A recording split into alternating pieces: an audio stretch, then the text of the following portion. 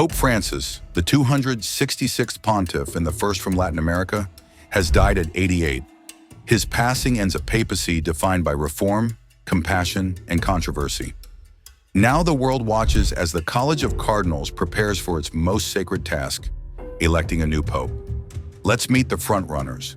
The ones they call Papacy are those most likely to wear white. 1. Jean-Marc Aveline, the bridge builder from France. Cardinal Jean-Marc Aveline, 66, is Archbishop of Marseille. Born in Algeria to Spanish parents, he grew up in one of Europe's most diverse cities. This background shaped his passion for interfaith dialogue, and especially with Islam.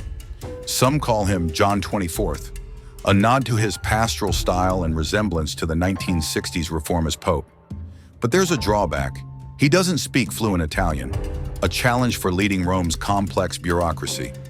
If chosen, he would be the first French pope in nearly 700 years, and one of the youngest in modern history. 2. Pietro Erdo, the legal mind from Hungary. Cardinal Pietro Erdo, 72, is a seasoned canon lawyer and Archbishop of Esztergom, Budapest. Fluent in 6 languages, including Italian and Russian, Erdo could act as a diplomatic bridge in fractured regions like Eastern Europe. He's theologically conservative but politically pragmatic. During the 2015 migrant crisis, he broke with Pope Francis on refugee policy, reflecting Hungary's hardline stance. He remains respected across ideological divides and was considered a contender even in the 2013 conclave. While not the most charismatic figure, Erdo's intellectual discipline and calm demeanor may be precisely what some cardinals now seek. 3. Mario Grech, the Synod insider from Malta.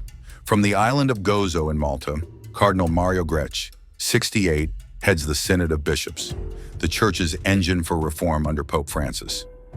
Initially viewed as a conservative, Grech evolved into a progressive reformer. In 2014, his call for embracing LGBT Catholics caught the Pope's eye. The very next day, Francis personally praised his bold speech. Known for seeking consensus, Grech has critics on both sides, but many admire his openness, even as he led rain prayers in 2016 that critics mocked, until it actually rained. 4. Juan José Omella, the humble pastor from Spain. Cardinal Juan José Omela, 79, is the Archbishop of Barcelona. Known for humility and a deep concern for the poor, he mirrors Francis's social justice values. A former missionary in the Congo, Omela also led Spain's bishops through difficult times, including the country's reckoning with clergy abuse. Francis made him a cardinal in 2016 and invited him to his inner circle of advisors. But his age and closeness to Francis could work against him, especially if the conclave seeks a fresh chapter. 5. Pietro Parolin, the diplomatic powerhouse from Italy. Cardinal Pietro Parolin, 70, has served as the Vatican's Secretary of State since 2013.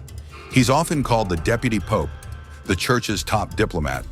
Parolin helped negotiate landmark Vatican deals with Vietnam and China, moves praised by some and condemned by others. Critics say the China Pact compromises Catholic values.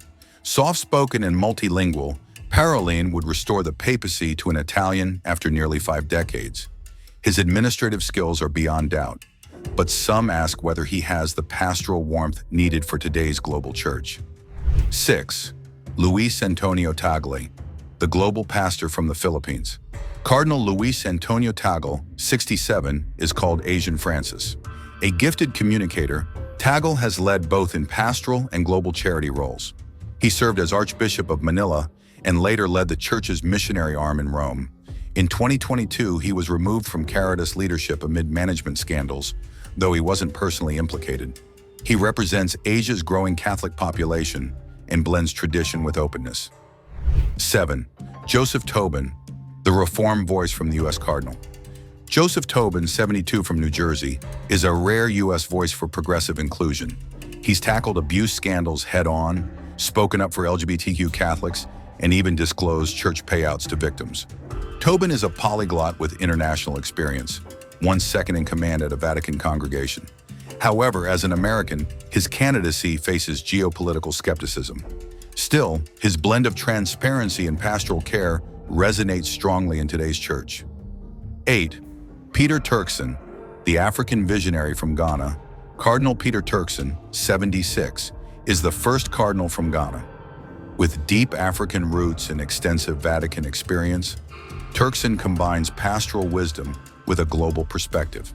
He led the Vatican's Justice and Peace Councils and was a close advisor to Benedict and Francis. Media-friendly and deeply spiritual, he's viewed as Africa's top candidate. Yet some insiders say his 2021 resignation from a Vatican post hints at internal tensions. 9. Matteo Zuppi, the peacemaker from Italy. Cardinal Matteo Zuppi, 69, leads Italy's bishops and has strong ties to the Sant'Egidio community, a peace movement involved in diplomatic mediation.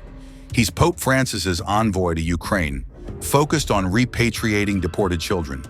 Known for simplicity and accessibility, Zuppi cycles around Bologna and calls himself Father Matteo. But critics say he hasn't pushed hard enough on abuse investigations in Italy. Still, his pastoral pope image could tip the scales. From 9 corners of the world, 9 men wait. Any one of them could step out on the balcony of St. Peter's Basilica as the next Bishop of Rome. The white smoke will rise, the world will pause, and the church will choose its future.